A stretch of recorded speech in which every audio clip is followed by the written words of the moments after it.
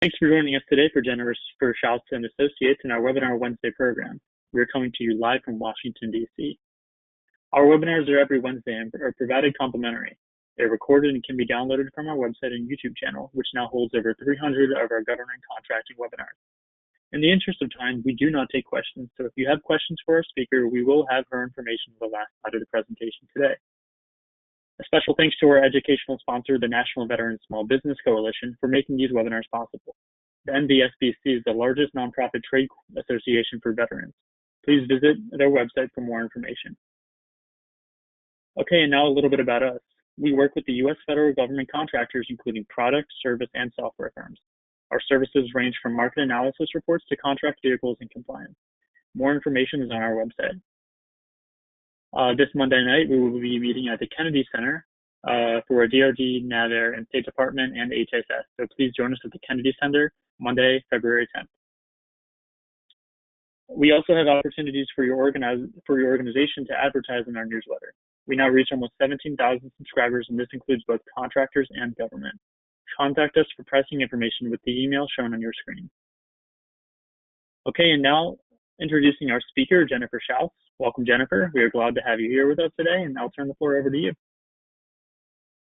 Thanks so much, Colton, and we can move to the next slide, please.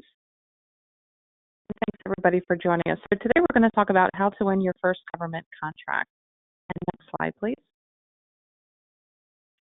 So the U.S. federal government is the world's largest buyer, bigger than Amazon, General Motors, or any other country.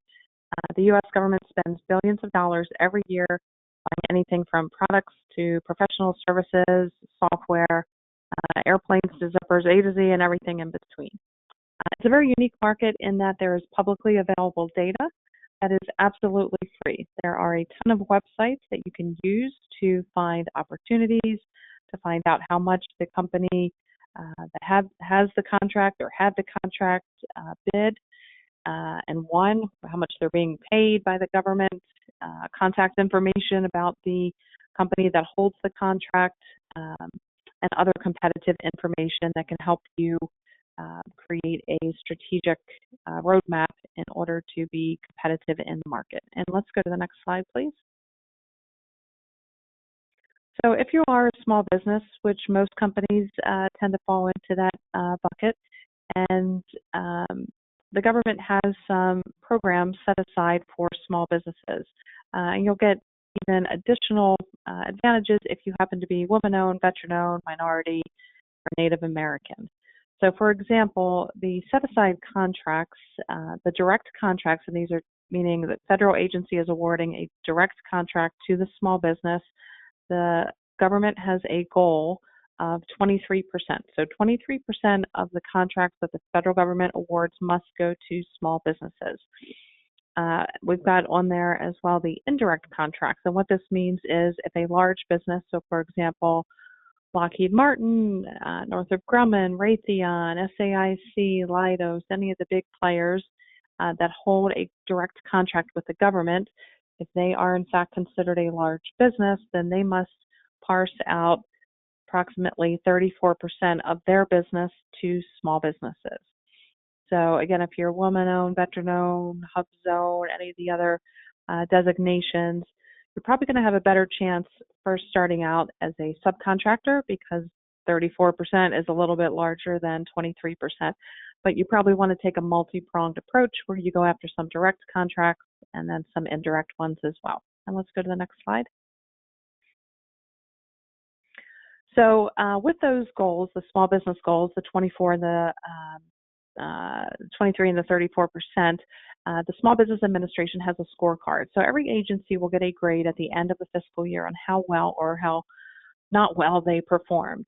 So if you find that Department of Energy is not doing well with women-owned businesses and you happen to be a woman-owned business, you can look at this two ways. You can either decide to go in there and pitch your services or your products to help them get their grade up, or you pick an agency that's doing really well with women-owned businesses because they're going to have a greater propensity to contract with you. So again, use this publicly available data to help fuel your strategy. And we've got links to the SBA scorecard and all the forecasts on our website. Let's go to the next slide, please. So a couple tactical steps. We're going to go through about 17 of these. I'll try to make it pretty quick.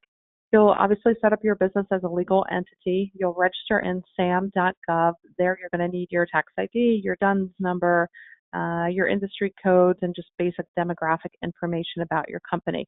Once you're registered in there, you're probably going to get 100 phone calls from companies trying to sell you something.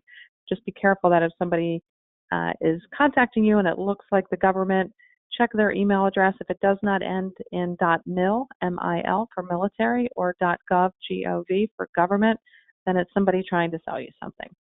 Number 3, create a capability statement. And your capability statement is basically a one-page resume.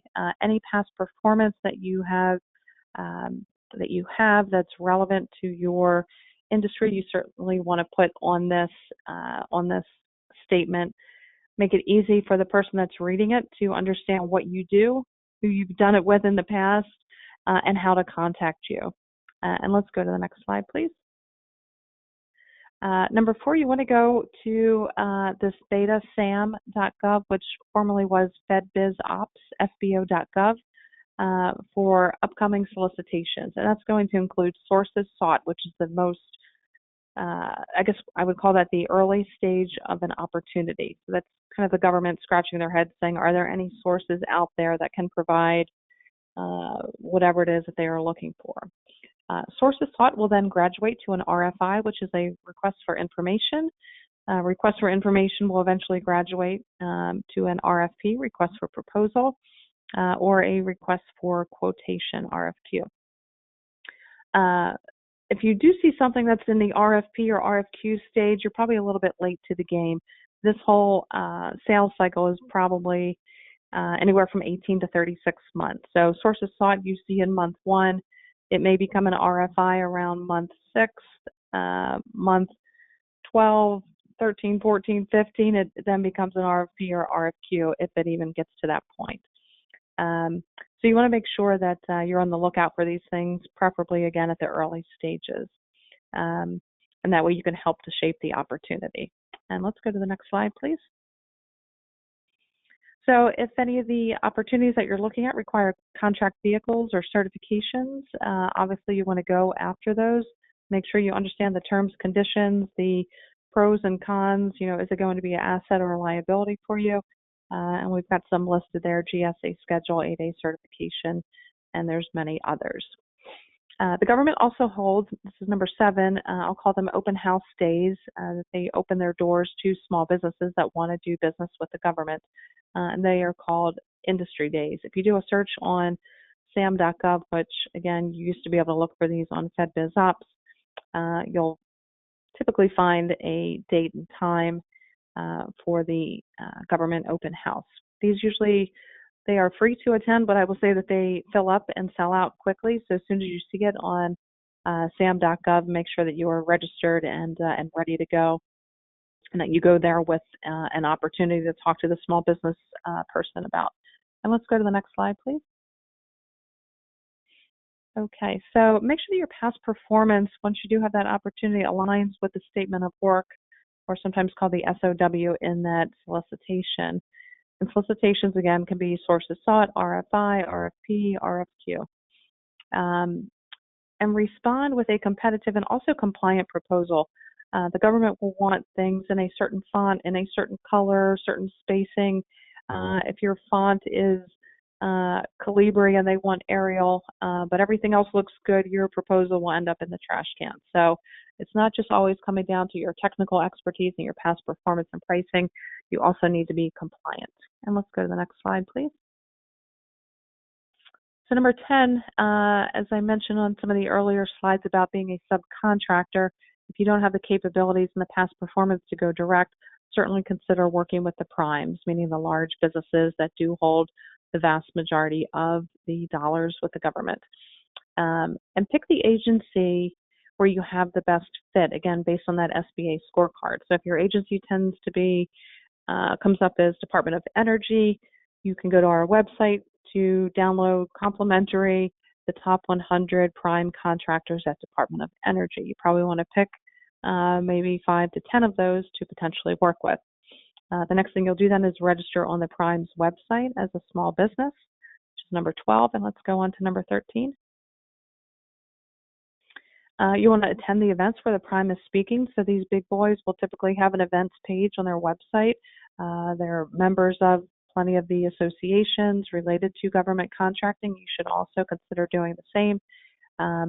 So look for where the prime is going to be and create a custom capability statement to present to the prime contractor as complementary to what services they are providing. So as I've got there, number 15 is create the corresponding capability statement. Again, this should be based on a specific opportunity, an RFI, an RFQ, perhaps that you saw. And let's go to the last slide here, which will hopefully wrap up the next couple tactical steps. The Small Business Liaison Officer, SBLO, again, Small Business Liaison Officer. This is in the private sector, so the prime contractors will usually have, sometimes it's called an outreach person, sometimes it's supplier diversity, sometimes it's diversity and outreach.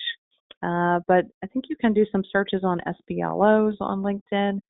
There might even be some SBLO groups that you can join, but be sure to connect with them for the prime contractors that you're targeting, and make sure that your LinkedIn profile is complete. And then after that, you can then send a direct message, preferably over regular email, that has your auto signature, a link to your website, your capabilities statement on your website, and all of the pertinent information. And again, what you're going to email them about is a specific opportunity. If you're just coming to them, hey, we want to work with you, that's you and a bazillion other people. So you've got to do something to set yourself apart. And those are some ways that you can certainly, some tactics to take to help win your first government contract. And that's all that I've got for today. So thank you. Thank you, Jennifer, for a great presentation and sharing your time with us. Thanks to everyone who joined us. The recording will be on our website and YouTube channel within the next 24 hours. Please join us this Friday as we cover each part of the FAR, and join us next Wednesday for more hot topics in federal contracting.